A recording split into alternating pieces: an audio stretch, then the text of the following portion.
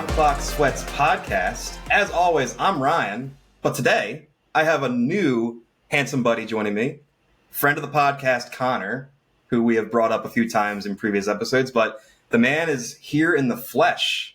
Finally got him to come on, and oh God. Yo, Connor, I'm so happy you're here, man. Thank you. Thank you for having me. Yeah. Hi, everybody. I've been mentioned on this podcast a few times regarding Halo system links. Yes. This is the man who hosts the epic modern-day LAN parties, and we have another one coming up soon. I'm so excited. 1 month and 5 days, I think. But who's counting? Yeah. Except for us.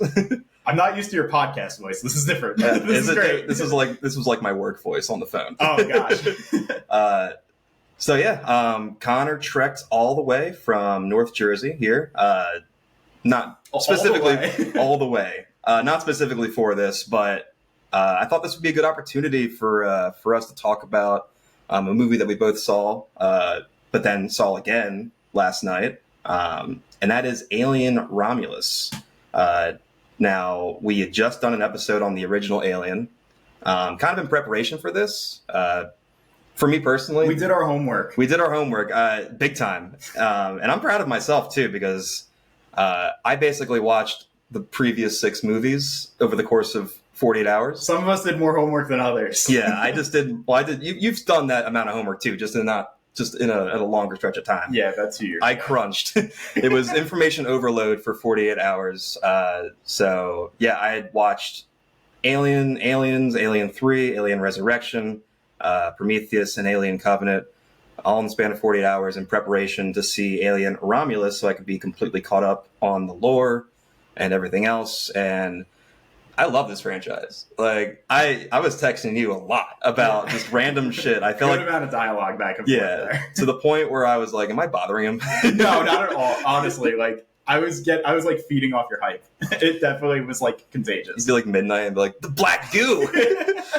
Oh, and then I also went and I bought Alien Isolation for $12 on Xbox, and which I've been bitching about for him to play for quite a bit now. It's been maybe 3 or 4 years. Yeah, and just for reference, I was so engrossed in Alien lore that I was like, all right, well, I gotta just do this now. And hearing that Romulus was kind of based off of Isolation, or the director was very heavily inspired by it, and I can see why after playing Isolation. I haven't finished it yet, but yeah, it's the tone is eerily similar. It's like inked into the entire plot almost. Like that way the plotting works out, just the phone saves everything. So we'll get to it. Yeah, there's some cool little details. But yeah, today's episode, we're going to just talk about Alien Romulus. We're going to dive deep.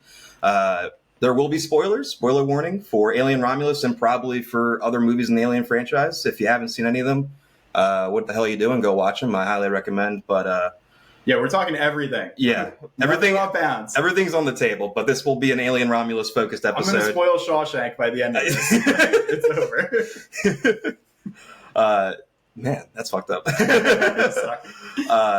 yeah, let's dive into Alien Romulus. So, just got a couple of notes here, and I always like doing these ratings, the two sites, IMDb and Rotten Tomatoes, but. Out of about, I think now it's about 74,000 votes. IMDb, this movie's got a 7.4, which I think we've talked about IMDb ratings That's before. pretty high. 7, anything over a 7. Yeah, they're pretty It's pretty impressed good. if it's over a 7. Yeah. People are bombarding ones in there. Like, there's a lot of bot activity. Yeah, which... I mean, take it with a grain of salt, anything on the internet, I'm sure, but you get a pretty good picture that this is well liked. Yeah, and yeah, 7.4 is a very respectable score. And yeah, I guess the one ratings are for, I guess, a particular thing in the movie that doesn't sit well with a lot of people, and I'm not as against it, but I understand, and it definitely has issues. I think there's even a level deeper of trolls that are just honestly, one, because they're still making these movies 50 years later. Yeah. What are we doing? Or they're all just really big fans of the Predator franchise. The pro-Predator. Yeah. Ooh, out of context, that's not good. Yeah. Rotten Tomatoes, we have an 80% critic rating, which I think is pretty fair. Strong. And then an 86% audience score, which I think is like pretty much dead on. Yeah. Like that feels pretty right to me, honestly. I'm less bullish on the movie than you. I know you loved it. I really did like it a lot. Yeah. Yeah, you've gone. I'm getting more fond of it. Yeah, it's a great movie. It's just very much the same.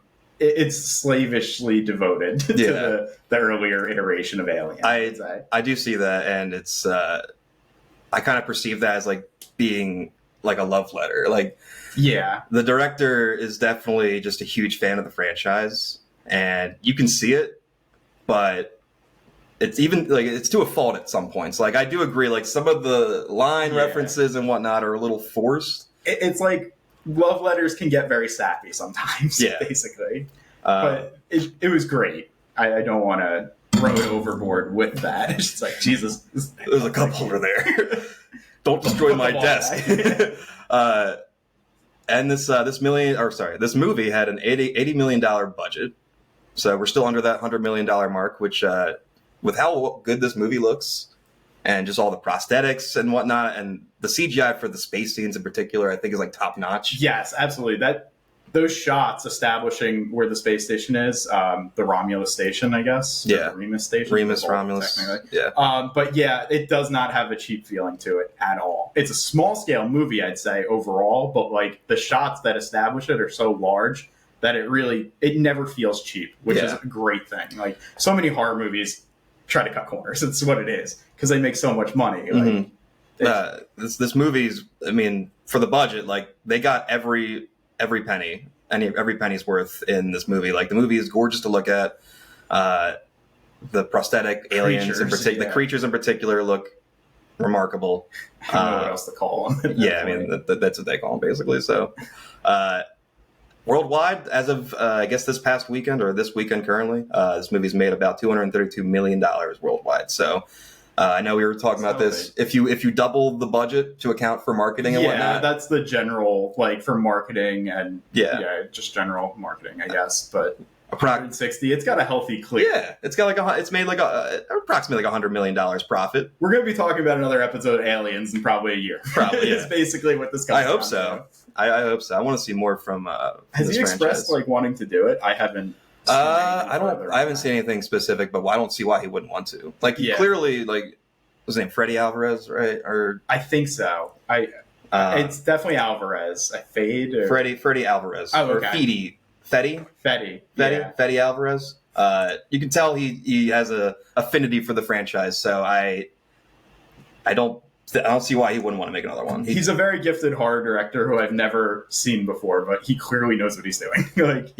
I know he's the same director that did Don't Breathe, and I really liked that movie. There's a lot of scenes in this movie or there's at least one scene in particular that's very reminiscent of that movie. It's the scene where they're trying to they have to stay quiet and they're walking through the room with all the facehuggers. Yeah, okay. How does that play out? So in Don't Breathe, the story is basically we have these teenagers that are invading this house to, like, they're trying to steal something, like some sort of this guy's house. He has like some sort of treasure or some sort of he has a ton of money or something, and they're trying to rob him because they're desperate. And he's like a former war vet. He's blind, and is the horror movie him like destroying them? Or yes, like, the horror movie is it's like a tilt on it. It's them just like trying to avoid him, like trying to like get out of the house. I actually want to see that. Yeah, it's good. It's good. We should check it out. Yeah, I'm not like you're much more into the horror genre in general. I would say I dabble. Like, Alien is probably one of the few horror movies I'll see this year. I don't know if you consider Trap horror movie. But it's more of a thriller, like a psychological thriller, I think. But yeah, no, I scare me. I do enjoy the horror franchise, and I have problems saying the word horror. It sounds like another word. Horror. The horror.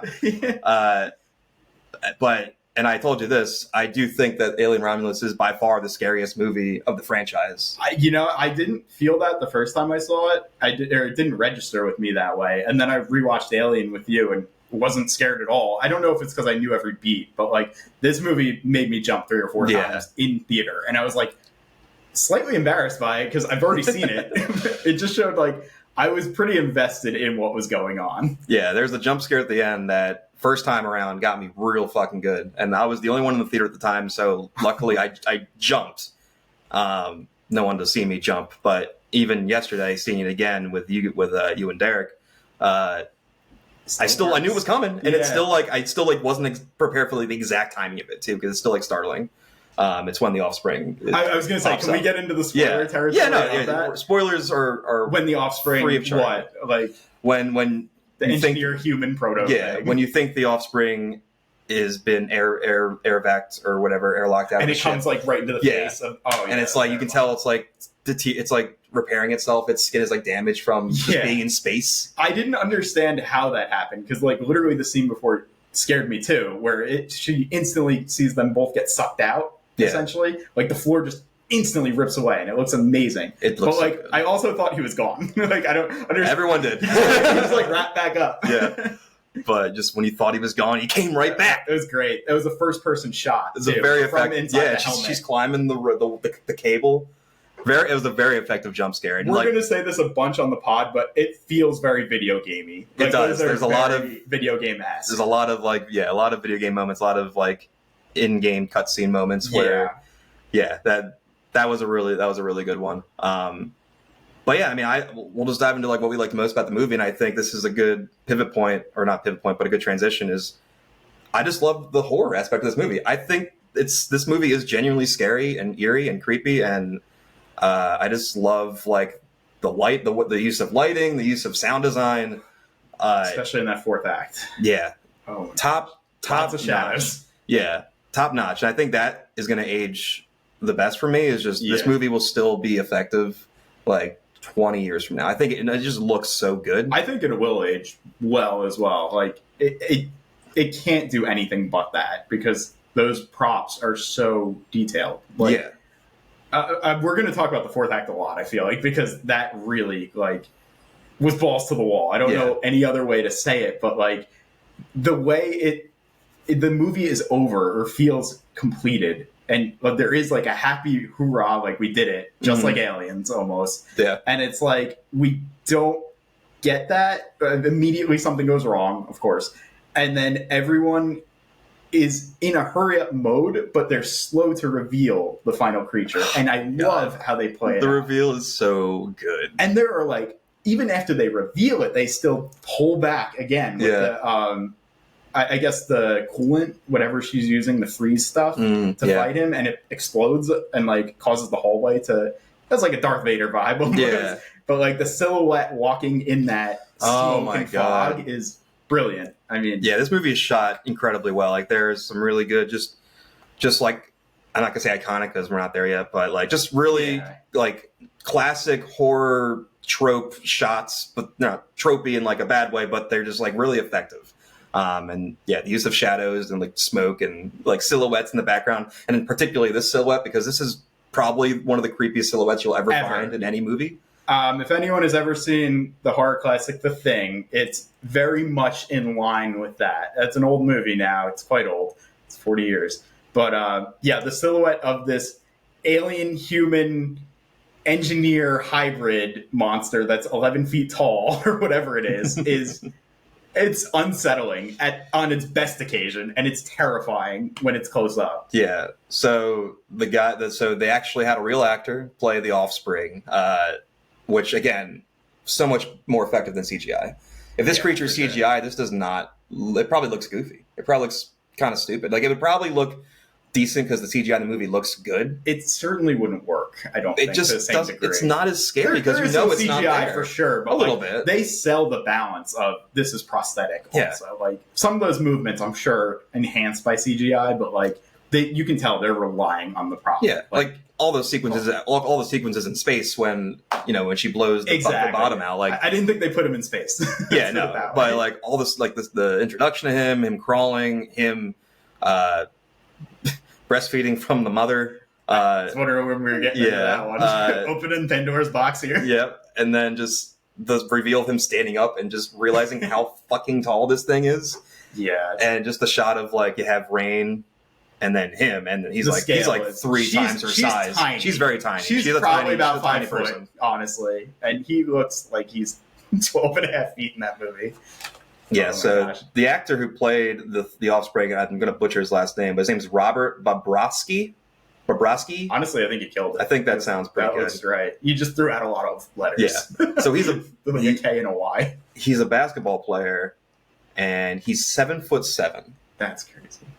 He doesn't even look that in the movie. Like, it looks like he's standing on stilts even. Yeah, he's very lanky too. But his defining feature is his neck. He's got this thick ass neck. It's like a cone shape, and it's very tall. It's very effective. He's like it's the biggest neck I've ever seen. It's like borderline giraffe level neck, but it's very effective for like just the design of the creature or the offspring. I think without this creature, I don't know what else to call a creature. In the end of the movie, though, this movie would have played it too safe. This is the perfect thing to add at the end of a movie where it's like, okay, he's really pushing the bounds of the franchise in some way. But it makes sense in context of the whole franchise. And it doesn't feel out of place. I think once I realized that thing was an engineer, had engineer in it, when you see its face and everything, it's like, oh, okay, it's kind of gone full circle to biology. It makes perfect sense. And this movie does a great job connecting Alien, Prometheus, even a little bit of, well, not really connecting to Aliens, but, some callbacks and whatnot.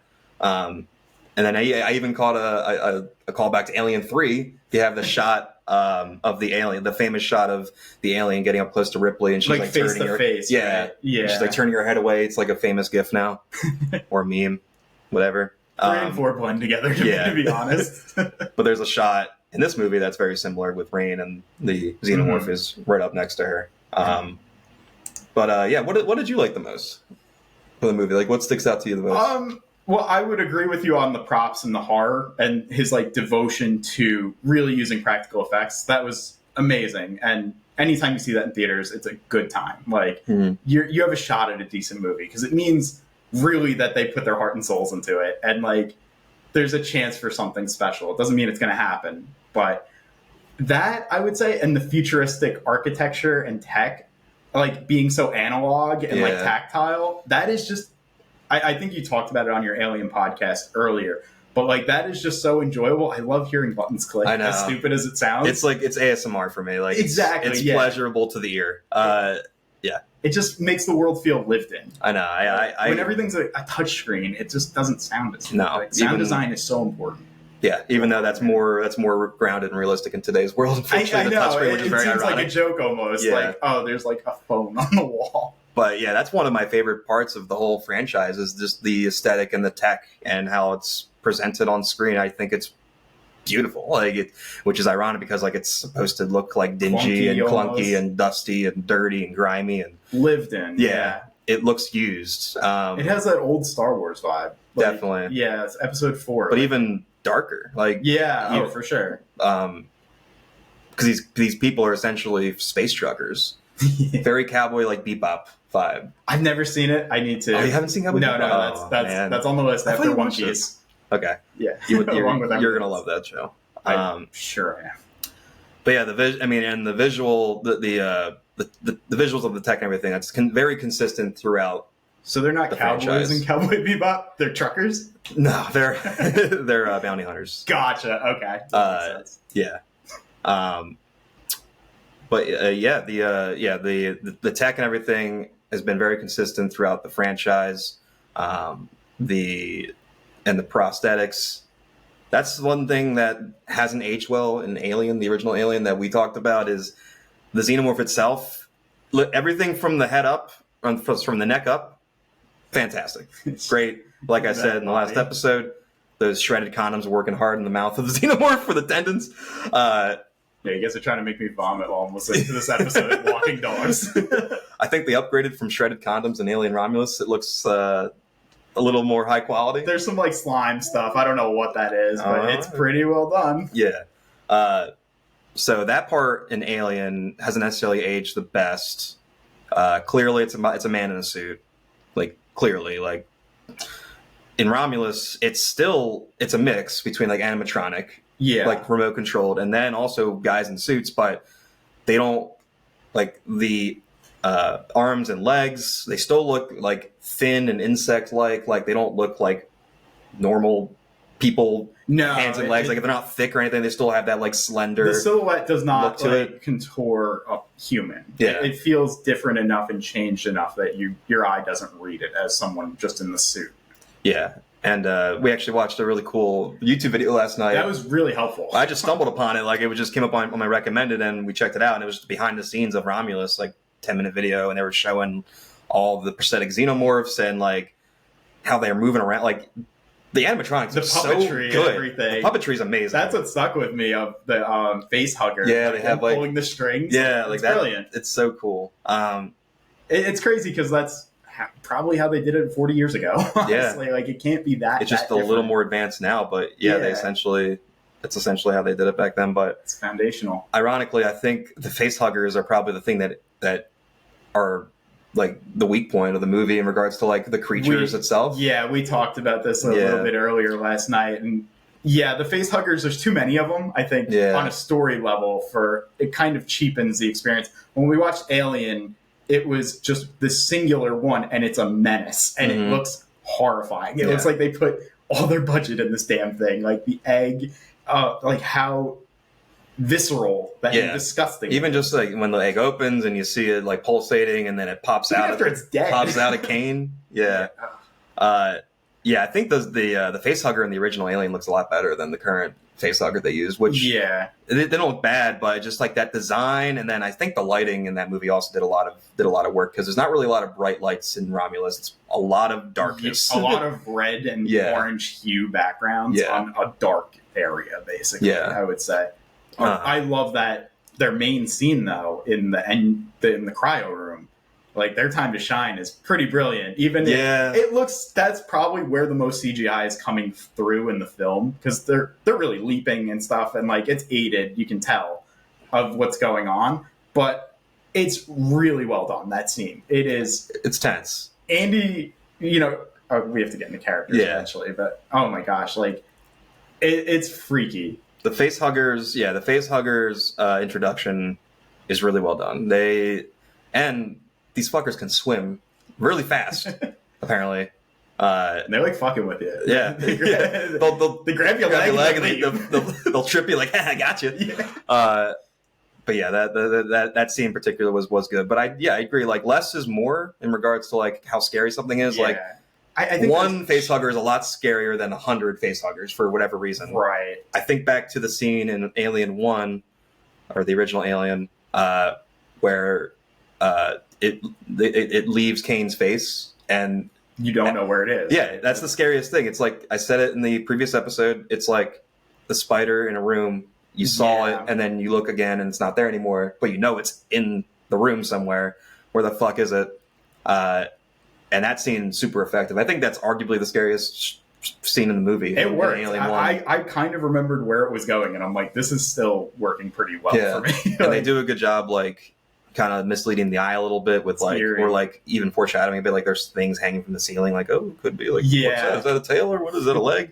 But yeah, in this movie, like the introduction in Romulus, the introduction to the facehuggers is really well done.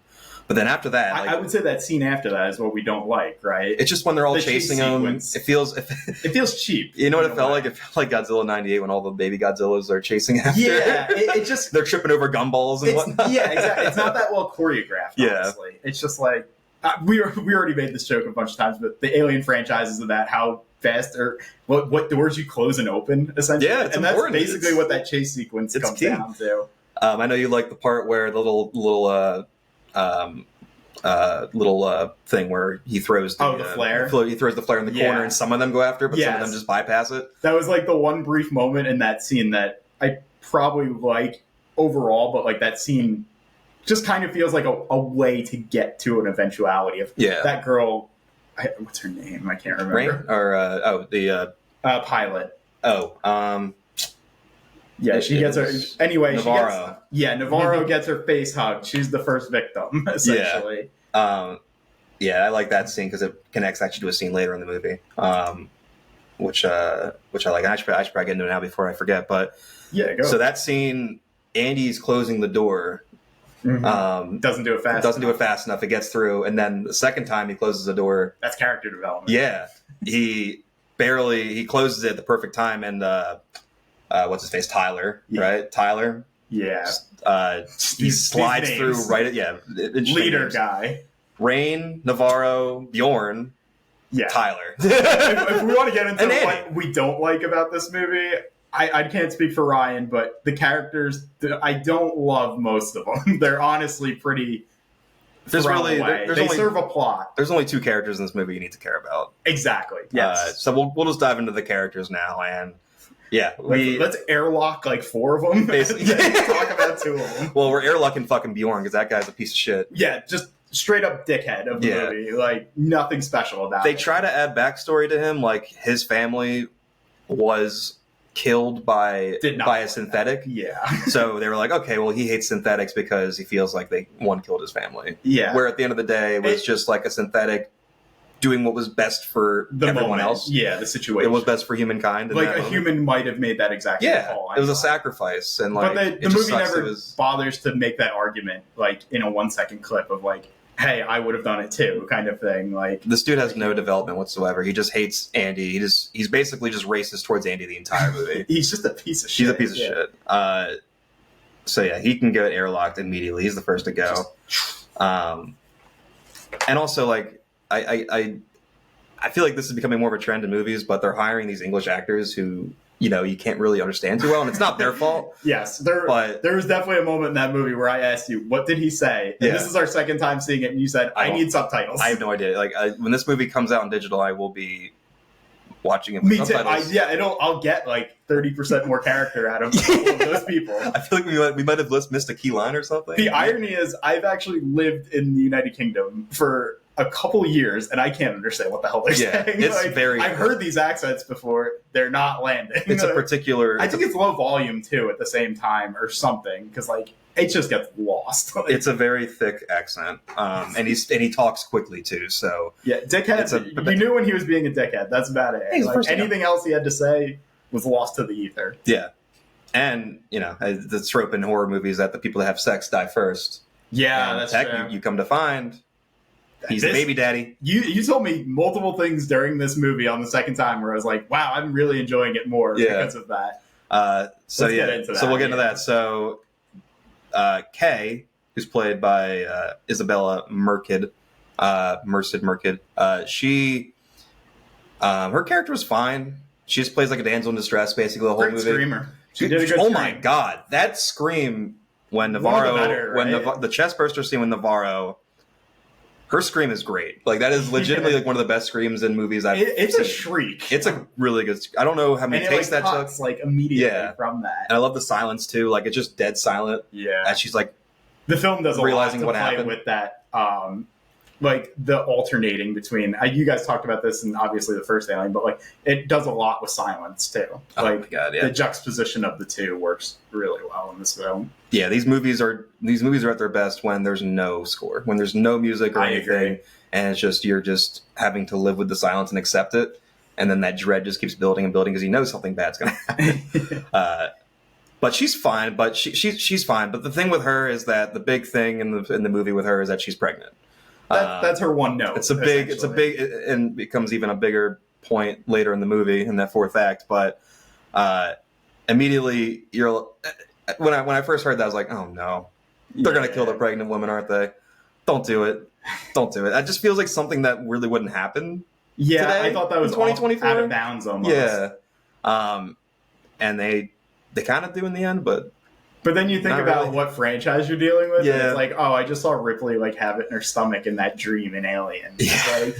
It's like I don't know. They're kind of willing to do that, like to go the gross route. Mm-hmm. So it did fake me out by the end of the movie, because like she is the conduit to like the fourth act. So Kay, great screamer. She's pregnant, so you're automatically kind of rooting for her to make it. She's pregnant to some asshole. She says, because Rain asks her, who's the dad? And she's like, some asshole. And, you don't know. It could be anyone, but there is only one asshole in this group. There is only one asshole, and spoiler, it's been confirmed that the asshole from the group actually slept with her and got her pregnant. Bjorn. Also, spoilers, he's dating the pilot, Navarro. The family ties, there's problems here. Wait, in the movie? Yes. They're dating Navarro. Oh, okay. Not like in real life, obviously. Okay. They I guess I do remember that. And the weird part is they're cousins in the movie, so Sweet Home Alabama. What's going on here on these mining colonies, We're man? off the rails. People are just getting desperate. Yeah, it's a pirate group. You do what you got to do, I guess. Yeah. It's fucked up, but... But there is a good scene when I pointed out to you when we watched it last night when, like, right before they encountered the space vagina. Yeah, what else are we going to call it? Yeah, that's all you can call it. Space cocoon, Space if you want to be, yeah, space pussy. It could be a name for a porno. I'm sure they're working on it, Yeah. unfortunately. There's a moment where like they both like look into each other's eyes kind of fondly and they like touch each other's faces. And I think he even like gestures towards like her stomach to make sure like that like tells you like, okay, like he's the dad. It's a He's little the bit asshole. uncomfortably long. Too. A little bit. Like in a moment of what the hell are they doing? There's a space vagina right next to them. Like you should get out of this cargo hold. All right, and Tyler, who's the last kind of expendable character here, Leader dude. Leader. Right? He's just he's the tallest besides maybe Andy. So I guess in that sense, he like has he looks the part. I guess he's just larger than everyone else. He also, thank God, I could understand what he said throughout the movie. He was basically He's probably the most legible character, right? Besides Rain and Andy, but out of that group. He was fine. He was overboard. He was a nice guy. Like he was, he had a good moral compass. Like even when Bjorn was fucking with Andy, he was always standing up for Andy. Tried to be reasonable. Yeah, with him. And him and Rain have some sort of relationship. Yeah, romantically. That's something I like about the movie that doesn't go further. Like it doesn't. That you can tell that there's feelings or something, but like the most they'll do is touch each other's arms. Yeah. Or like in this movie, it's actually pretty restrained. It's not like people are making out like to show their love. Like, no, it's a lot of forehead to forehead touching to show like intimate moments. And it's actually nice. It is good. Way. Yeah, it's a nice kind of change of pace. You know, like horror movies are, especially biological sexual horror movies. Yeah. Like there's enough shit going on already. Exactly. But so he's good, and I think he did a great job, in particular in the scene when Kay gets locked. Like Andy doesn't open the door for Kay when she's like trying, like she's in the room with the alien. She's trying to get out of the room, and Andy's about to save her, but then realizes that the alien's waiting for them to open the door so he can kill them all, or not kill them, but capture them all. So he decides not to, and I think Tyler's acting in that that's his best part. Fantastic. Right? Yeah, that felt very genuine. With Andy. That's his sister. Great. Yeah. So so that Kay is Tyler's sister in the movie. They're brother and sister. There's a power dynamic at play there because he's an android. Like Tyler is huge and physically imposing, but he can't do anything to Andy is what it ultimately comes down to. Like, you can hit Andy, but like he's a wall basically. Yeah. Like he literally gets to a point where he's on his knees begging him, and I thought that worked. It was a great touch. Yeah, that's kind of in the background like too. Understanding you're totally powerless in this circumstance, and like just begging, essentially like an unmoved god. Like to open. Especially now he's got the module in his head. Yeah, that's made him into. All right, let's get to those characters because the people we like. Because I like Tyler. Tyler deserved better. I feel like he needed one more scene or something. Yeah, it just felt like a little. He has a good sacrifice. That kind of shows did he blow up like with that? He gets grabbed by the alien. He gets stabbed he tries through to the chest. him, well, right? he jumps in front of Rain and Andy because he's going to stab them. So he sacrificed himself. So I guess that full circle with the relationship between the two of them, like he loves her, so he's going to sacrifice himself. Yeah, he felt like the protector in the movie too. Honestly, he gets pulled up, and then you have the shot of like the other aliens converging on him, and he just like. I think he does blow himself up or something. Or I don't know. He tries to shoot, has the gun. And then he gets stabbed in the head. Yeah. Tongue face. He gets tongue punched. Face fucked. Face fucked. So RP Tyler. But yeah, let's get into the two characters that we really care about and that are by far the standouts of the movie, and that's Kaylee Spaney as Rain and David Johnson as Andy. Fantastic. We'll start with Rain because Andy is by far the best character in the movie. We both agree. Yeah. He's one of my favorite characters in the entire franchise now. I think Rain was really good. I thought Kaylee did a great job playing like kind of not a Ripley replacement, exactly. Yeah, but kind of honoring her legacy in a little bit. Obviously, with like some shots. There's some shared DNA there. Yeah, there's definitely some shared DNA. You could tell she has a capacity for like really just caring about like people she cares about. She'll do whatever she needs to do to protect them. Yeah, and I like her being conflicted a little bit. Like it didn't land for me as much the first time, but like the fact that the entire goal of this movie is they're trying to get these pods that can get them to another planet, because the planet they're living on is a prison colony, essentially. Yeah. It's a worker prison colony. And they're pirates essentially trying to steal this and on the station and move on to this place, Yago 4 or something? It sounds... Yago 3? Yeah, it sounds... basically the difference it's there... Utopian paradise... MacGuffin, yeah, like honestly, it's basically paradise from the way she describes it. From what they imagine. I just imagine like the Shire, basically. It's lush and green, and there's sunlight, which is a great detail about the planet, the coal mining planet that she's currently on. Is that there's no sunlight. The atmosphere is so fucked that it just blocks out all sun. It's hell on earth. It's always dark there. Like the great shots of it above when they get above the cloud canopy, like of the entire planet. Like there's just volcanoes and it's pretty bad. It's our planet in like 40 years. It's like, did the Covenant glass this planet? Yes. What's happening? Glass planets have bad records. She, I know you haven't seen Attack on Titan, but she's very much kind of like Eren Yeager in the sense that she just wants to be free. She just wants freedom and to experience to start the world. Life, not even a particular life, just something. Yeah. There's even the little shot where she sees the bird in the cage. Very kind of on the nose, but I liked it because I think it could be both things. It worked enough in the scene itself that it's they are just minors. Yeah. She feels like she's trapped in a cage. She wants to spread her wings and fly away, but also that bird represents nature and sunlight, I guess. Yeah. Sunlight's a big part of nature, and that was just there's a very quiet scene with the pilot when they have their first moment of success where they get the cryopod, or they get into the cargo ship, the cryopod, and there's light filtering through, and she's having a moment with the sunlight where it's we have a chance at something. I liked that. Yeah, she just closes her eyes and just soaks it all in. Little things like that, I really enjoyed. Good character development. For her.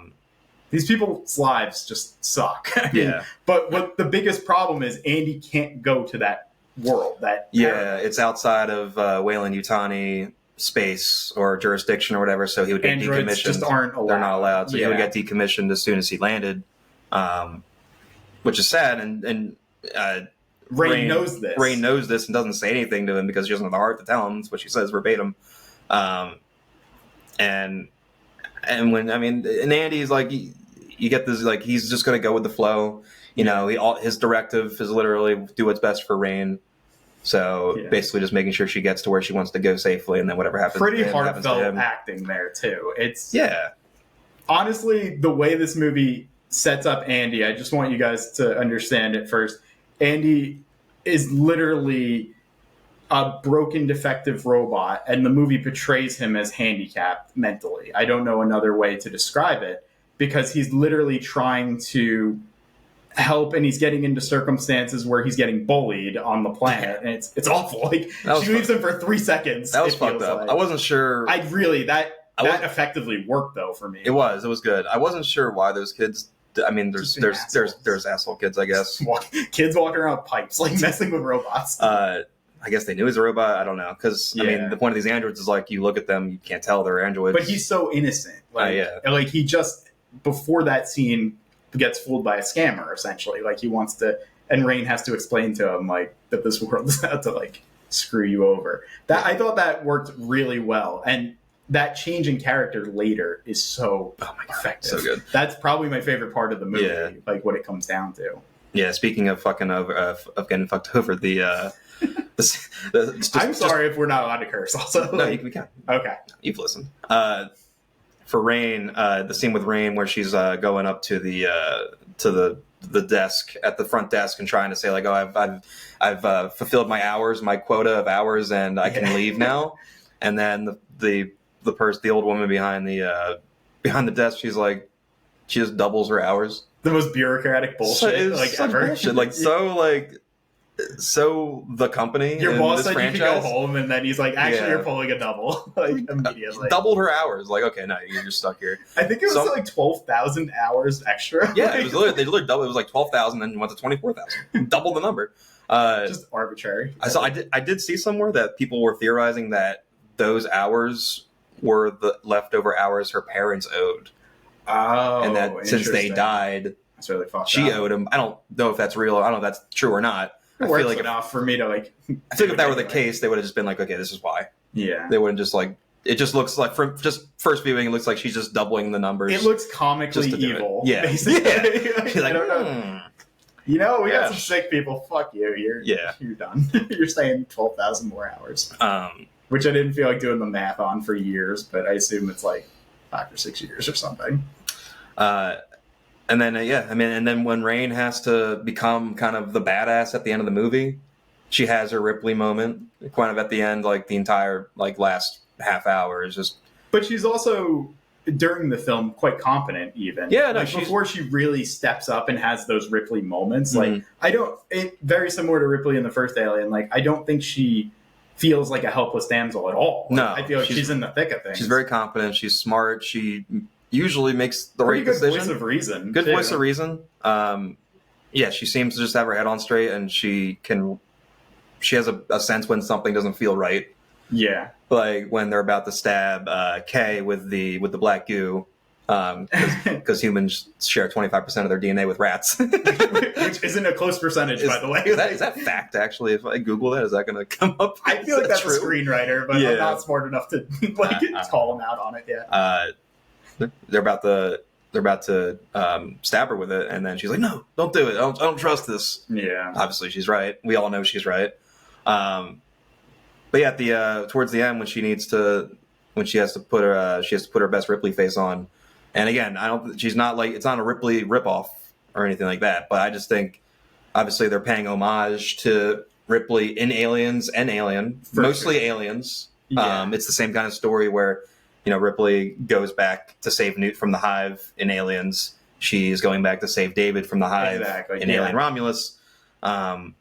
And you have that hero shot, which gets out of the elevator, and the wind's blowing through her hair, the smoke in the background. It's pretty awesome. It's a cool shot. I'm not gonna lie. Even I'm less. I think I like the homages a little less than you overall, but like that scene is very cool. That one's fine. That works pretty awesome for me. Yeah. I think what I love about that though is that it does feel very similar to Aliens by the end of the movie, and this movie being sandwiched between those two classics. It's like the first half of the movie feels like the first Alien, and then it kind of grows into that second movie. Yeah, this movie is, that's why I just like said she gets the gun. Yeah. And she becomes confident. This movie is a love letter to specifically Alien and Aliens. And I think it is kind of like two movies in one, or kind of paying homage to both movies at the same time. Like the first half is very Alien, second half leans more into the Aliens. Yeah. The fourth act leans into Alien. And for sure. And Alien Resurrection. Just a little bit. Yeah, a little bit. Yeah. With that abomination. Unfortunately. Which, by the way, that thing, design-wise, compared to this thing, it's night and day. Dude, that thing thinks it's her mother, I'm pretty sure. Yeah. Or daughter. Yeah. Because it's like, or it makes sad faces, I remember. Although I will say, the death scene for that thing is like, actually... It's burning great. up an atmosphere. It's actually great. It? No, it gets sucked through the little hole in the ship. Okay. And it's like butt is being like sucked through, and then like all of a sudden like all of its guts sucked through, and then it just like all of its skin, basically. Oh my god! All of its skin gets sucked out, and then just like a skull at the end. It was actually like a really, really cool death. I need to go see this movie again. Way cooler than that thing deserved. But way better than the movie it's in. Yeah.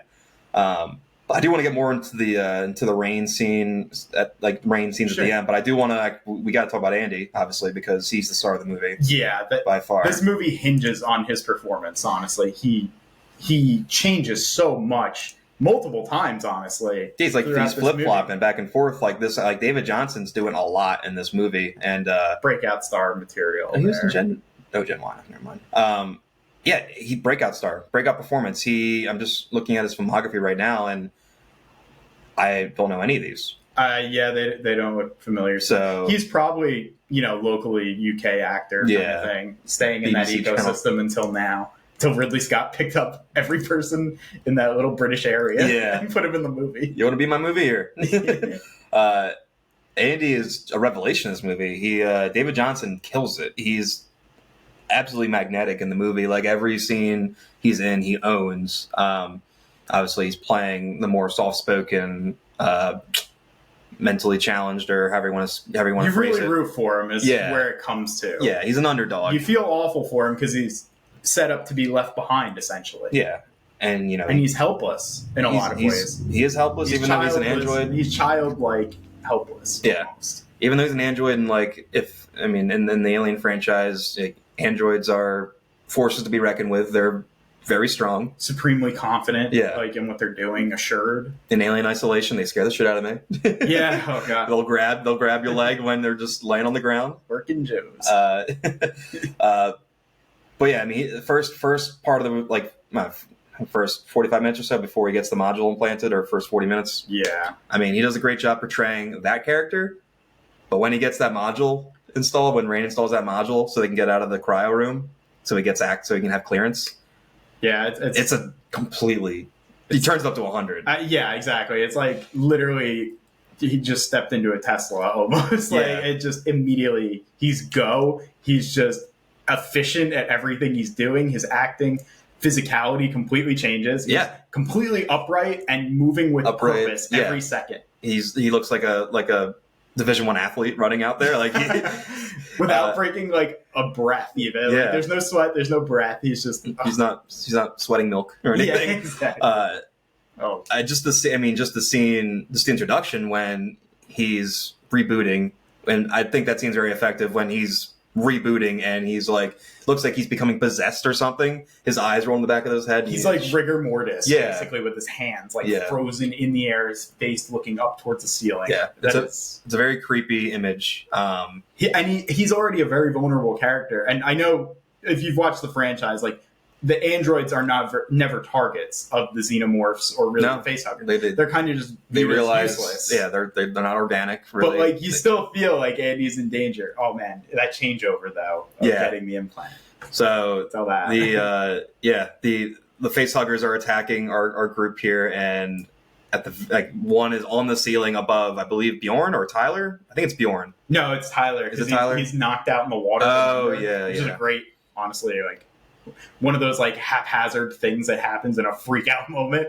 I think he got zapped with the thing. You're right. Yeah, and it, knocked him out. Mm-hmm. There's a facehugger hanging above him. It's going to drop on his face, and as it's about to land on him, Andy grabs it by the tail. Tense moment. Such a cool shot because it stops in midair, and you're like, "Oh, what the fuck happened?" And then it just pans up, and it's Andy's hand. He's holding it, and it's just the way he's looking at it.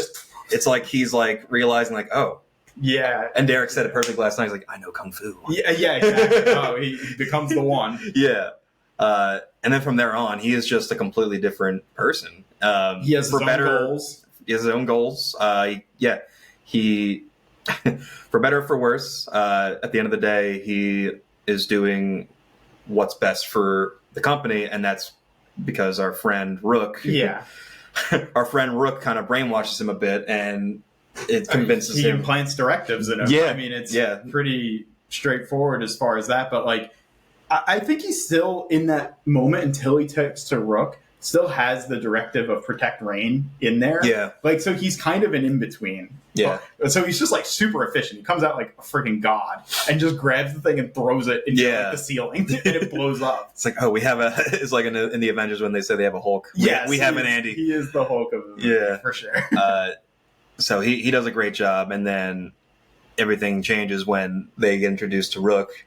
And then this leads into we've been avoiding talking about this because that's probably my least favorite part of the film, unfortunately. By far the biggest blemish of the movie. And I don't hate it as much as everyone else does, or as most people do. I do think it could have been handled a lot better, obviously, and I'm sure they realize that too. But we get introduced to this android that's been cut in half by the original xenomorph, which is hanging from the ceiling. Yeah. Casually hanging from the ceiling. We'll get into that hopefully a little bit before a god, honestly. It's very Christ-like. It's just hanging up there. You got the light shining through it. It's very introduction is very. It's a great image. And then I told you there's a hint in the movie when they first see the android, the clothes he's wearing are the same clothes Ash is wearing in Alien. The science officer. And we had just watched Alien before seeing this movie, and I was like, Yeah, the first time around, I didn't realize that. When you told me, I was like, huh? But I was realizing, like, I'm not coming at it from the fresh perspective of, like, I don't know what that is. Like, I know who that is already. So we get it's the big reveal that it's an Ash. Ian Holmes it's alive. an A something. It's an Ash variant of the android. It's not Ash. It's Rook, a completely different android, but in the likeness of Ash. Because in this universe, Same when model. they produce same model, they produce these android models. They mass produce them. So it would make sense that 20 years after Alien, they would still have this model existing, especially on this station. It's in rotation, and the station has been, however, in this state for however long. I don't know if we actually. They don't tell the opening scene of when Romulus finds the alien, like when that takes place. You assume it's probably shortly after, and then the Rook scientist is just on board. Yeah, same model in rotation. Is how I viewed it, at least. So we get introduced to him, and then he and Andy have a connection. Rook is he only has half a body, so he can't move around really do much. So he basically is trying to use Andy as his surrogate and just be like, okay, you're going to finish what I started. Mission. Yeah, you're going to finish my mission. It's going to become our mission, which is the company's mission. Yeah, which is a lot of Alien. Stories hinge on this idea. The company, the company needs the alien. Basically. Basically, and so he makes Andy's new directive: do what's best for the company, no longer Rain. And when he said that, like, it's heartbreaking, kind of, like in the context of the movie, because Rain loves Andy, as if he were just a human brother of hers. She's her brother. Yeah.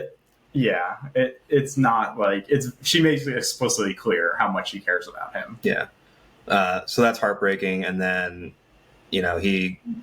all of his actions from there on out until towards the end of the movie is with the thinking of what's best for the company, but he's also like trying to help these people survive. Yes, but because it also coincides with the goals of the company in a way. And he's just more cutthroat about it. And then and at the end, when he gets knocked over or whatever, that's kind of a weird scene. This happens twice in the movie where he kind of gets hit and then he just lands and he's like, it's the equivalent of having a seizure. Yeah. It looks almost exactly like a seizure. His database thing in his neck is like exposed, I guess, or like malfunctioning. Something like that. And then Rain takes the chip out. And he's always caring for him. Yeah. And he reverts back to old Andy. And we didn't talk about the dad jokes. I think that was such a cool, a nice wrinkle to his character. It's a nice little tidbit kind of thing, but it actually, the way they work it back into the story to make something happen is great. It's because I'm not a dad joke person, but like that kind of won me over, like the way it works. Plus, part of me is like, it's sad. It's not sad. It's wholesome because it's like her dad made this android to like watch over Rain. If they were to expand scenes on like a director's cut, I would want it to be something about remembering her father or something, like still being connected through Andy. Almost picturing her father like having all of these dad jokes that just never landed, but he still programmed them into him. Honestly almost too perfect with her relationship with Andy. Like I almost wish she had a little bit of resentment towards, because that's very difficult. Like she's really taking care of him. He's not taking care of her. Well, he's all she has left. Yeah, exactly. I know, but it's like, especially after this movie. Like emotionally, he helps her so much, but physically, he's just so vulnerable. Like for so much of this movie, and what you assume is their life, like this is happening fairly regularly. That like he's having these seizures, and she's just using this little screwdriver to fix him all the time, which is heartbreaking. Yeah, but like that has an emotional cost to it, almost like of constantly taking care of someone like that. Yeah, no, it's mirrors real life. Yeah, it's exhausting. Yeah, I mean, you do it because you love somebody, but it's physically and emotionally exhausting and draining. Like you can only do it for so long. Yeah, I wish the movie, and it's perfect on length, so I don't want to like add or remove things, but like if they wanted to go that route, that would have been pretty interesting. Yeah, so you hinted at the dad jokes coming back in a big way, and this is a good part to talk about our favorite scenes from the movie. I know we talked about the cryo. It's our favorite scene. Honestly. Yeah, it's one of my favorite scenes in the entire franchise. I think this is just such a creative, just a brilliantly creative way to deal with this situation. So in the Alien franchise, one of the biggest hurdles that these people need to overcome when fighting these aliens, these xenomorphs, is the acid blood, which I always loved because it does complicate things. You can't just blow these things up. You can't just shoot them because they're going to spray their acid blood all over the place. It nullifies the guns, basically. Yeah, especially when you're in space and it's going to just eat through the hole and you're going to be just sucked out. By far my favorite scene. You just said it's yours too. So the Rain and Andy are about to be taken by the aliens. They're all coming at them. They're just sitting down. She's listening to dad jokes. Then he makes a joke about gravity. Can't remember what it is. I think it was. I was reading a book about gravity. I couldn't put it down. That's great. Or something like that. And then she gets her solution. Yeah, and they hinted at this early in the movie.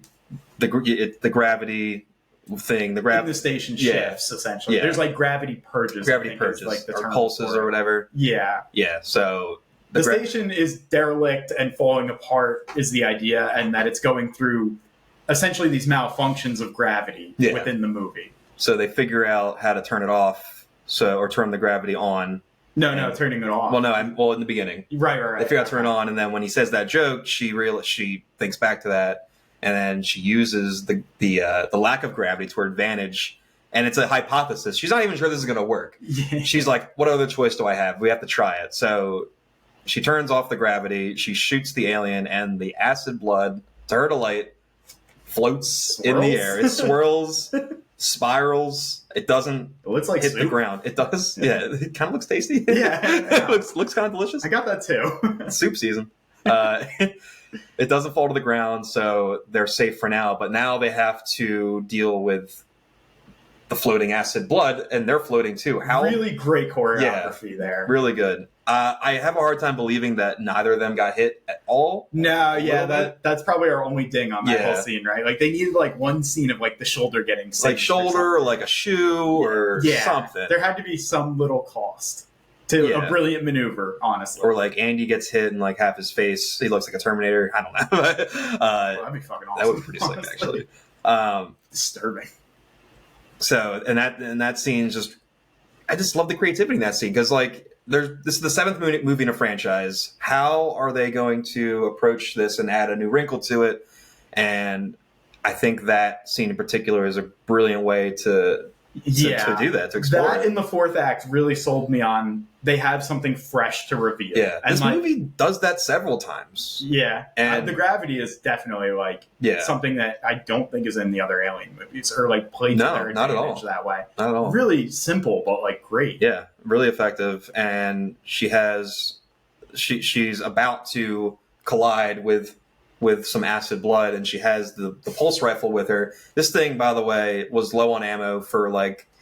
I feel like it should have ran out of ammo numerous times. Well, I didn't like Andy telling her the percentages while she's shooting. I was like, I get it. Like we can see the visual audience. You don't need to tell me. I think she 20%. Had 20%, but then I feel like she shot at least like 50%. It was down to like half a bar. Yeah, whatever that means. She got a lot out of that last bar. Yeah, it's like driving your car. She has like a whole other fight sequence. Yeah, no. And then Andy at the end shoots the alien when he's falling down the elevator. Yeah, exactly. Like it's like driving your car on E, and it's just like it wasn't running out of gas. They just lie about how much is left in the reserve. Yeah.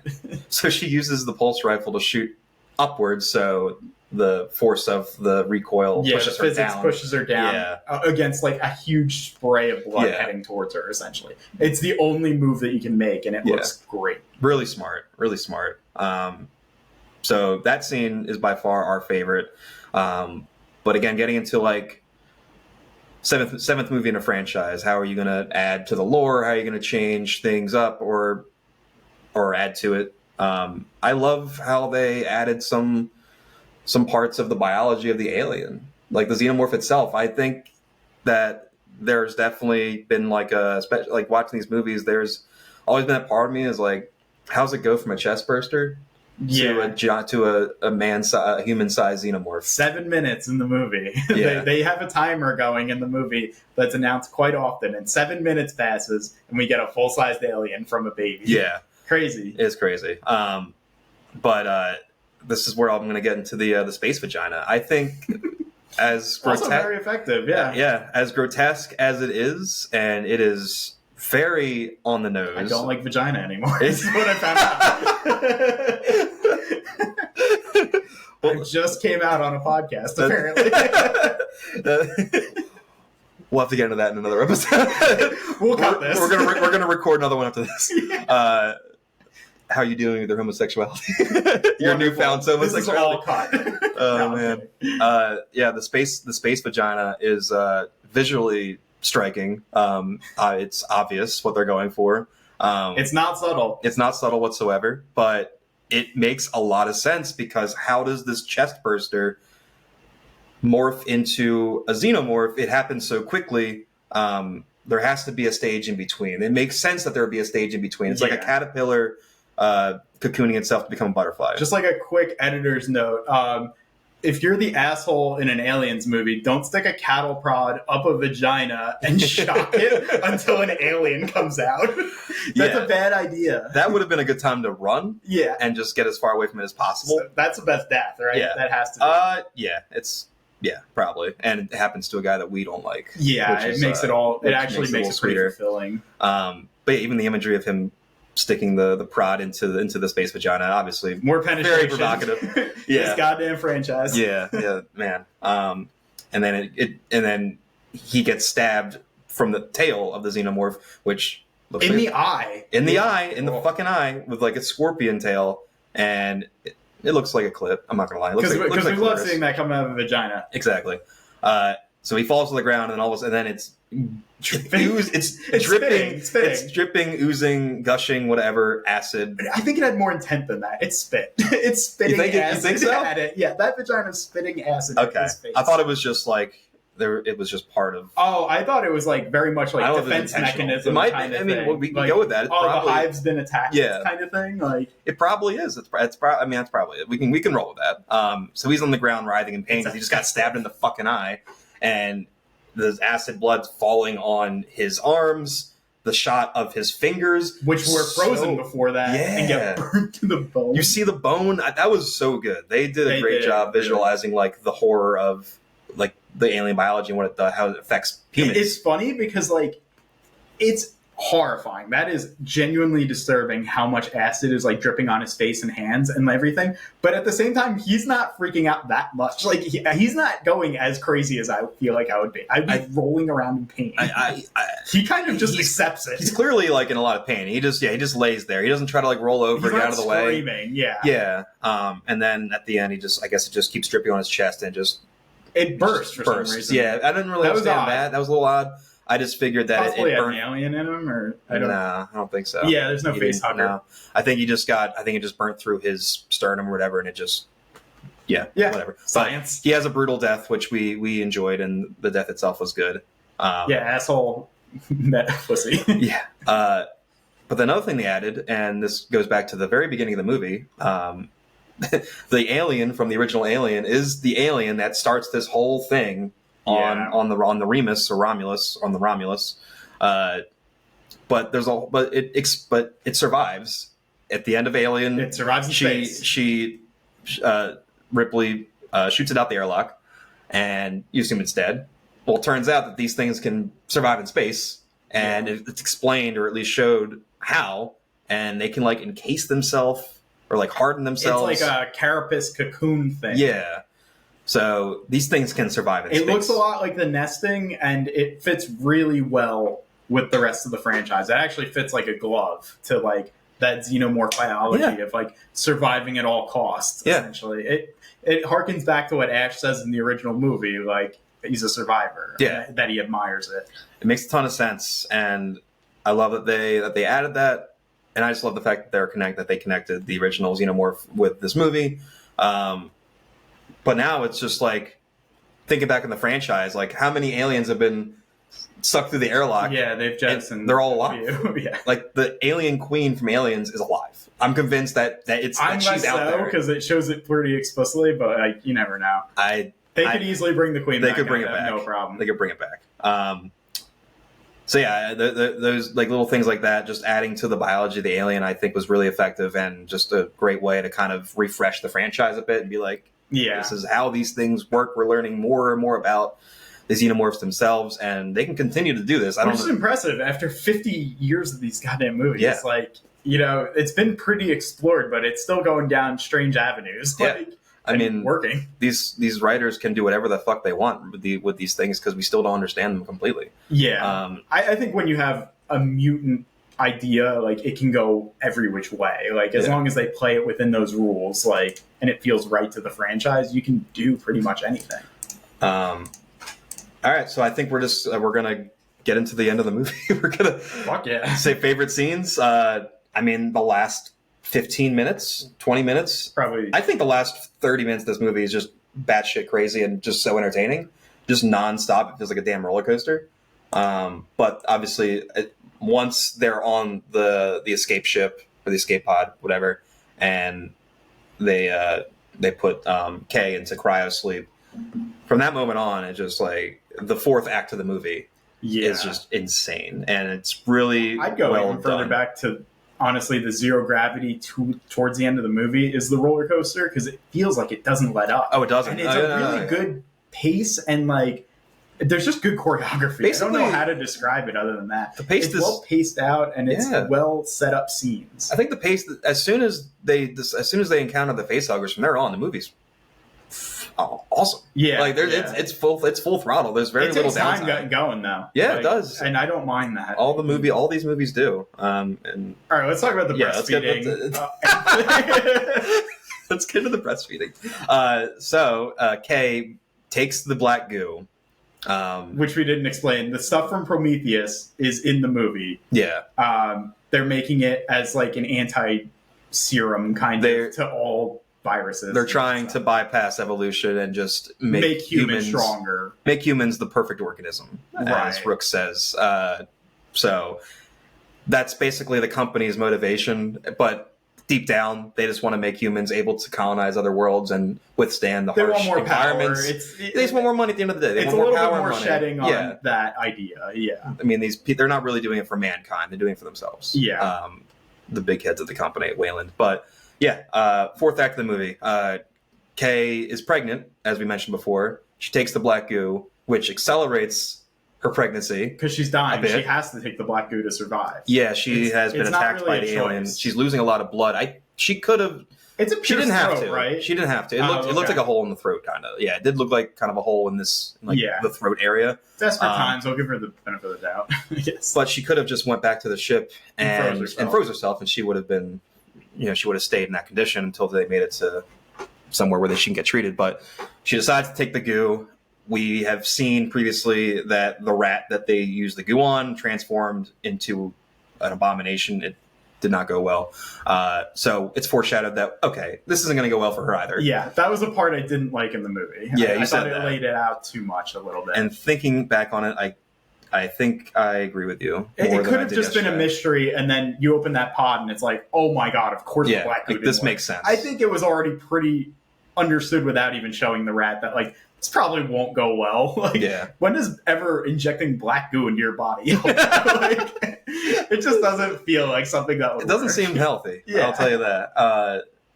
So she injects herself with the black goo, accelerates her pregnancy, and then she's in cryo sleep, starts malfunctioning, alarms going off.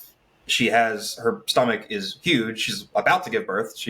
As soon as Rain opens the pod, she gives birth to this like melon-sized egg. Cantaloupe. Yeah, which was fucking brutal. And I think that was the thing Fede Alvarez came out. Yeah, basically. Fede Alvarez had said that there was something in this movie that was going to happen that's never been done in the Alien franchise before, and that was it. He lived up to that promise. Yeah, a woman birthing an alien egg.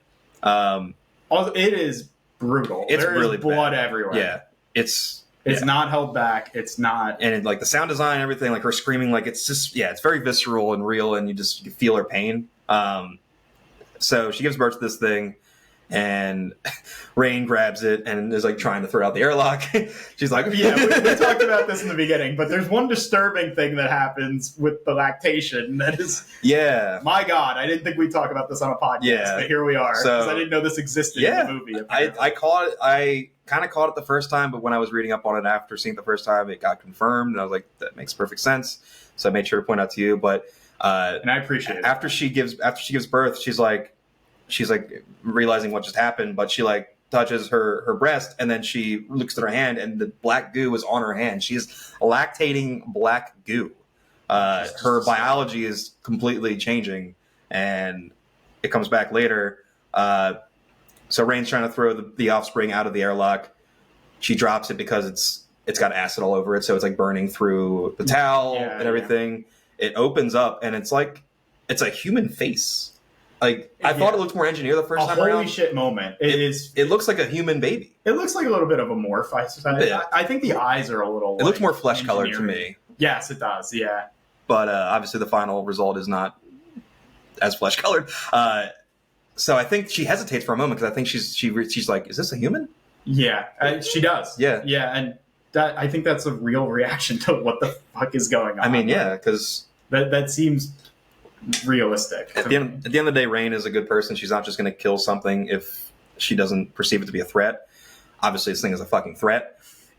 Within 3 seconds. Yeah, it drops into the cargo hold, and this whole sequence of Rain climbing down and then like trying to look for this thing, and you see the eggs opened up. It's walking. The footsteps are getting larger and more animal-like, and it's got like handprints, very dinosaur, like kind of like raptor-esque, like bird-like, cool stuff. Very cool. And then there's a shot where you some environmental storytelling in the movie. I know. And then that chalk in the cargo bay is perfect. and then there's a shot where you can see it above her crawling, and you still don't know what this thing looks like. But this is where we get to the big reveal, and I think this might be the scariest shot in the whole movie.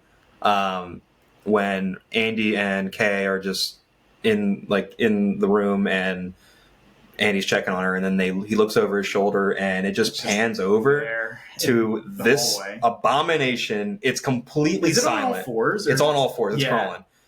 It's crawling like a baby. Yeah, exactly. It's still learning. It's like morphing at a rapid rate. It's growing. It ain't crawling by the end of that. Yeah.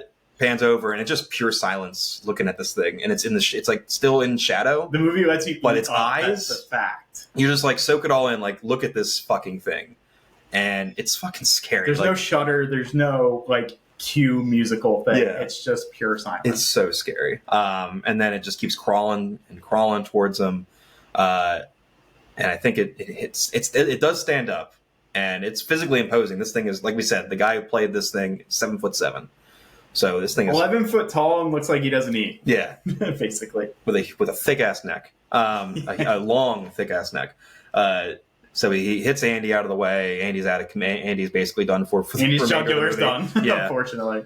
And then he goes up to this girl, or to Kay, who he perceives as his mother. Let's see how you delicately handle talking about this. I'm just gonna say he uses his tongue mouth to basically looks like a worm with teeth. Yeah, to breastfeed from her to eat, because it needs nourishment to grow. You do not know this happens the way it's shot. It hard cuts back to Rain in the cargo bay. You have to connect the dots. She comes back to discover this. Yeah, you have to connect the dots to her realizing that she's lactating. Yeah, the black goo, because he's not looking like, he doesn't explicitly do it. Like, he's like close to her. Yeah, that's about it. And I love and the shots, but what I like about the little detail I like is when Rain discovers it and Kay, his head is like positioned like on her neck, kind of like a vampire, but the tongue is down. And it pulls up. That's why I didn't read it the first time at all. Like, I read it as him just taking her neck and killing her. No. But what's amazing is that biology, it plays into it further. Like, it's disgusting and it's a body horror scare. Yeah. But like, he's actually transforming while this is his back is shifting. His back is shifting. There's stuff growing back there. And then this is really the big reveal. It stands up, and it's like fully grown at this point. It's reached its peak, I guess. All 7'7", 8-minute lifespan, 8 foot, whatever, of this guy. And there's the shot of it standing in front of Rain. So good. This thing is huge.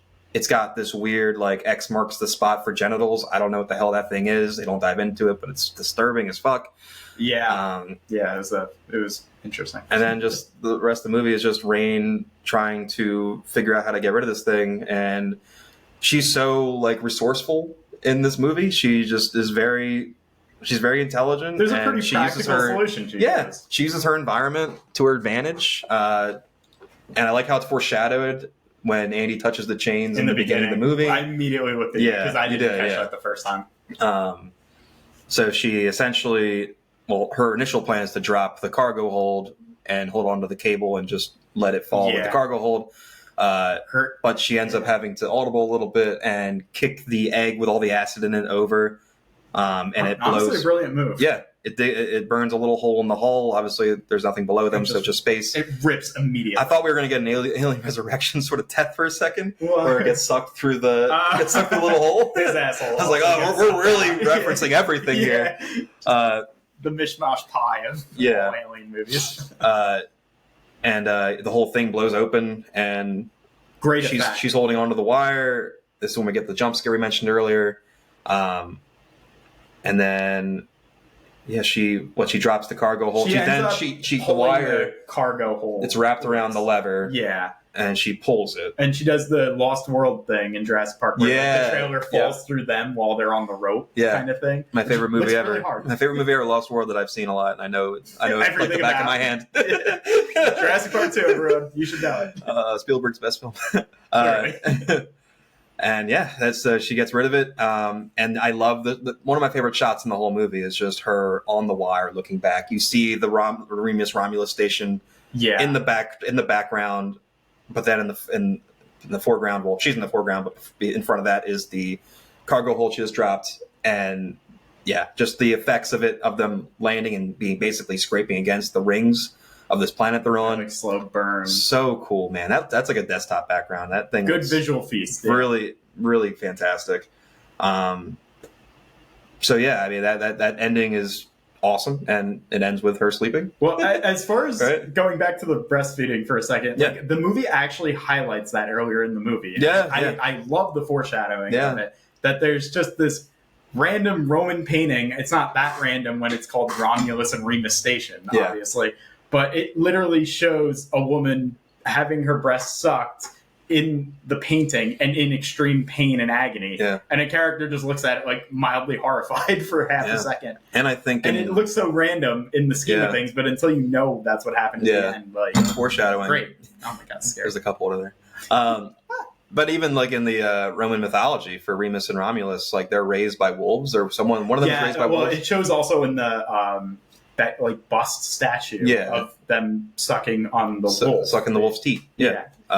So it's foreshadowed a couple times. It all ties back into that myth, basically. Yeah. It's great. But I also like how subtle they were about like, is it breastfeeding or not? Yeah. No, it never explicitly does it unless you look for it, really. Brilliant work by Fetty. I did enjoy that. We've talked way too much about breastfeeding in this episode. Yeah, the ending but it is interesting. It is very interesting. It's not my fault the movie sets it up.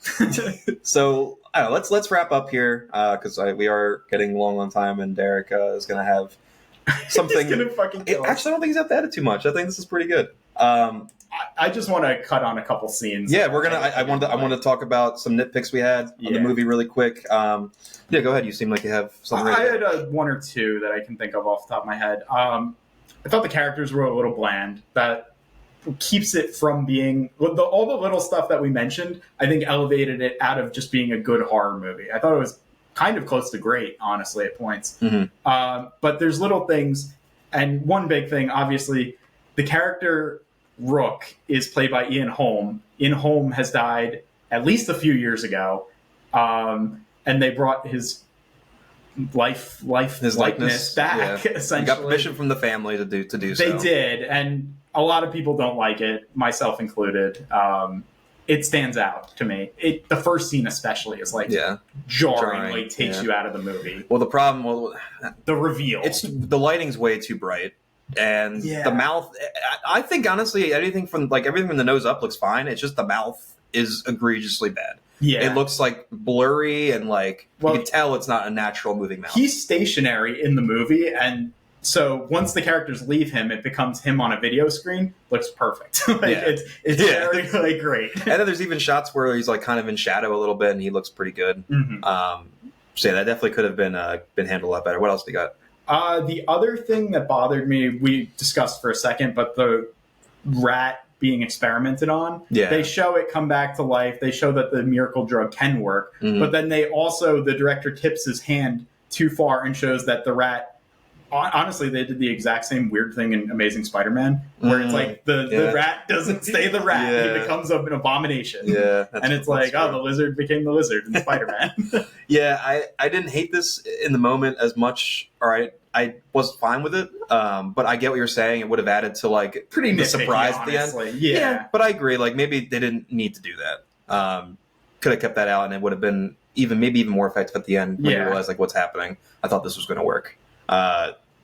So yeah, maybe a little bit of unneeded foreshadowing there, but did you have anything else you wanted to nitpick? Anything? Not really. It's a pretty tight movie. Yeah. Like, it moves well. Like, I never looked at my watch. Yeah. Well, I'm going to say one that I know you agree with. Some of the line references. Oh, of course. Yeah. That's some of the line references maybe go a little too far. Let's see. The one that was probably the cringiest was probably the "Get away from her, you bitch" line, which I know you're not a fan of. Just the reading of it is just. I like the reading. To me. Well, that's the point. Andy doesn't have the module anymore in that moment. He is regular Andy. So for his character, I think the way he delivers that line is actually fitting. I think it's the line itself being recycled back into that, where it's like, would Andy even say this? True. And like, it kind of just sticks out like a sore thumb. Like, oh, you're trying to suck us off as the audience. We're trying to service you so hard right now. Thank you. Tip us, please. Yes. But then I rewatched the movie yesterday. There is a scene where Bjorn calls Andy a bitch. Yeah. And it's subtle. It's not like a scene, but I think a part of rewatching, I was like, he like compartmentalized it. He reused it, obviously, to reuse a famous. Possibly the most famous line from the Alien franchise, one of them. That's like when you actually use the word iconic. Like that is the one probably most people come back to. So that was a bit of a stretch there. I didn't hate it, but definitely in the moment, I was like, was earned either. I don't think it was like this great, amazing kill. It was kind of just like he shot it coming down the elevator. Yeah, it's cool, but like.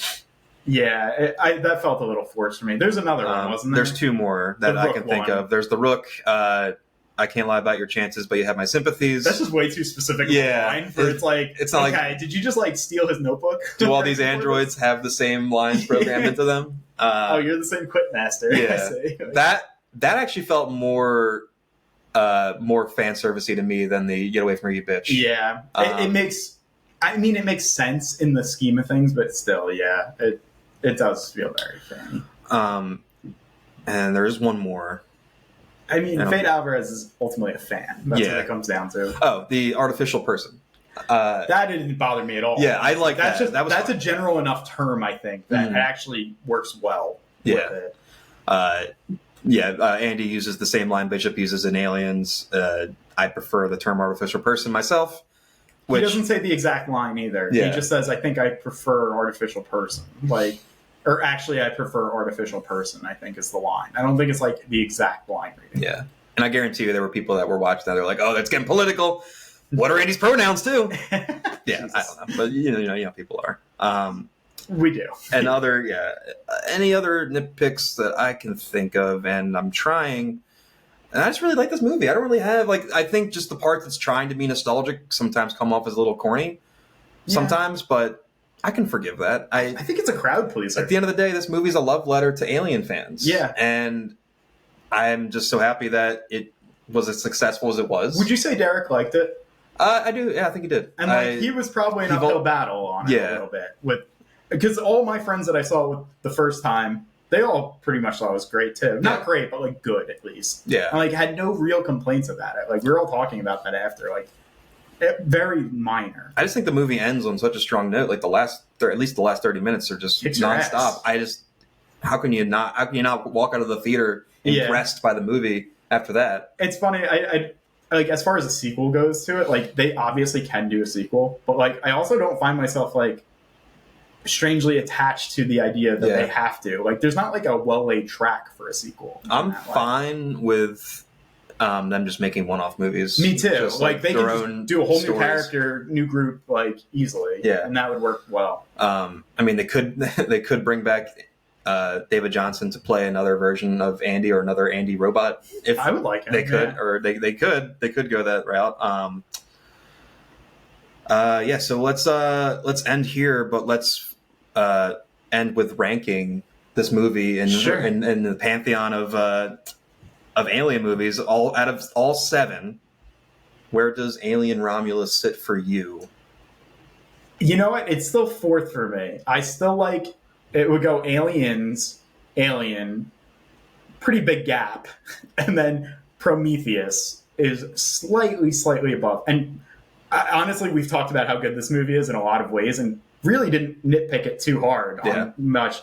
And you could write a dissertation on how messed up Prometheus is. Like, there's a lot of problems in that movie, but it was.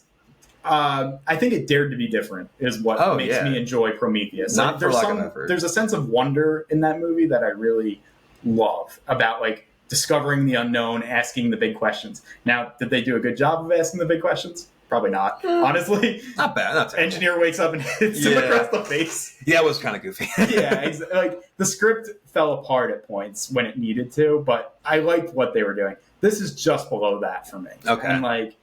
I think it's probably, you could chalk it up to me liking horror less than action or discovery genres, like exploration.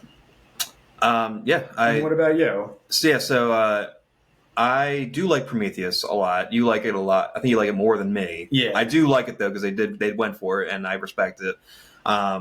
This movie slides right into my 3rd favorite. Like strongly. Yeah. Alien and Aliens, I love both these movies almost equally because they're just 2 completely different movies, but they're both great at what they do. That willing to genre change is so great. Like both of those movies are in my top 10 for sure. I mean, I'm a big Jaws fan, so Alien kind of resonates with me more. So it's kind of in that same light. But yeah, this slides right into 3 for me, above Prometheus. Okay. And where's the rest of your movie? Yeah, so I'll just say Alien, Aliens, Alien Romulus, Prometheus, Covenant, Resurrection, and then 3. Wow, I have fun with Resurrection. Resurrection's fun. It's good bad. Yeah, and 3 is just you've made a good argument all weekend for Resurrection. Honestly, I actually scenes that are funny as hell. and I will always resent 3 for killing Newt and Hicks off screen. It's just pretty unforgivable. Fucking stupid. It's also unforgivable. That's my favorite director. Like it hurts. Well, he was basically brought on at the end to salvage the project. It's a miracle. It was as decent as it actually turned out. Anyway. It turned out to be a movie that released. I just need him to say sorry and come back and do like a really good one. But yeah, I just when I think of my rankings, I'm like Alien Romulus. What do I love about the Alien franchise? And I love these claustrophobic movies with there is this creature hunting down these helpless people, and the tension and the terror that comes with that, and this movie is just that on steroids. Isolation. And it hits that note. It's like I said a couple times already, it's a love letter to Alien fans, and I think it did a hell of a job, and I'm just so happy that it turned out good because I thought the trailers looked good. I'm like, God, this better be good. I really hope it's good, and it delivered. It had a solid trailer too. Like that trailer was pretty much what the movie was. I don't think it revealed too much, honestly. But, like, it did a good job of selling me on it. Yeah, it nailed the tone perfectly for the movie. Really helped my summer, because, like, the movies were okay, to be honest. Yep. So, yeah, any closing thoughts with Alien Romulus? Anything we didn't talk about you wanted to mention really quick? Not that I can mention. I think I like 3 a little bit better than you. Yeah. But, and Resurrection probably a lot less than you. That's fair. Resurrection. Alien Covenant, I want to throw in a fireplace at the moment. But so what's your ranking? What's your full ranking? Probably after Prometheus, it would go Romulus, then I guess 3, then Covenant, and then Resurrection, I guess. Okay. Covenant, I just remember being so mad with how they killed Shaw. Yeah, Shaw, like, and I'm still like not over all the engineers are David genocides all the up until that, it was a good movie. Yeah. Like, it was pretty. Took some risks. Awesome. Well, I don't have anything else regarding this movie. I've said a lot. We've said a lot. We've talked a lot. Yeah, we've really. I'm praying Derick cuts everything. I think you got to keep everything. You got to keep everything? Yeah, every single thing. How long is this? An hour and a half. Holy shit. We are on the long side of the podcast now. We both had a lot of fun with this movie, obviously. We've seen it twice in theaters now. I don't have any clever closing remarks, as Derick usually has a good transition line, so I'm just going to go into the outro here. We're talking about Halo next week. Maybe. At some point we'll have a Halo discussion, because you were the biggest Halo fan I know.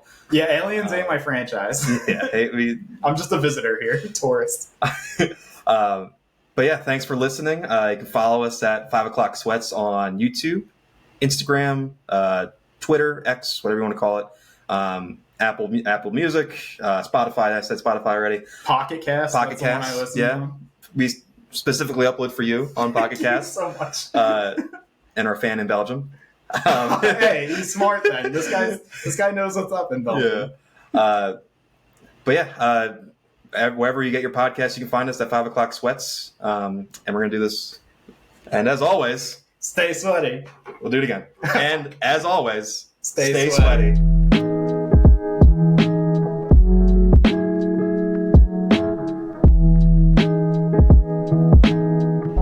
I guess it's better with the movies, but the TV at Rotten Tomatoes is like a joke. Because, like, I can vote 5 stars on Halo right now. Yeah. And, like, there's no guarantee I saw anything. Well, you didn't see the ending. Yeah, exactly. Could give it 1 the same way. Yeah.